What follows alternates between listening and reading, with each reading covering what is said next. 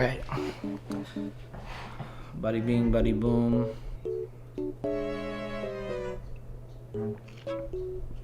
It's pretty good. It's not alcoholic. I'm not an alcoholic, people. All right. The question is... No, I can't. Here's the question.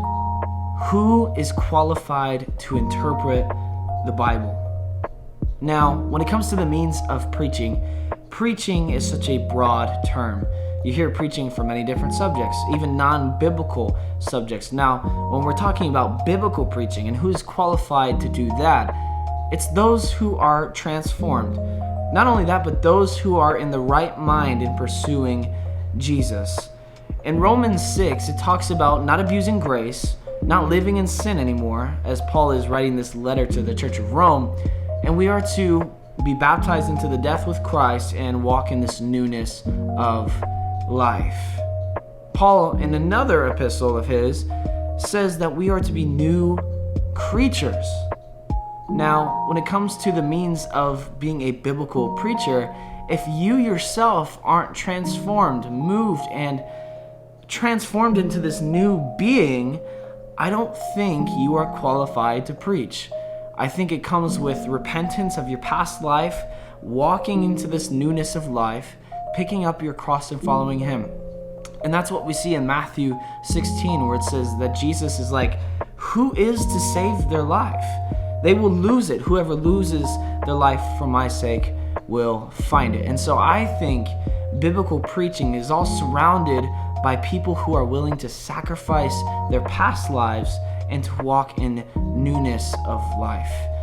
When it comes to biblical preaching, that means that you are building people up and encouraging them in truth, absolute truth, matter of fact, because the Bible is infallible. We see that in 2 Timothy 3:16 through 17.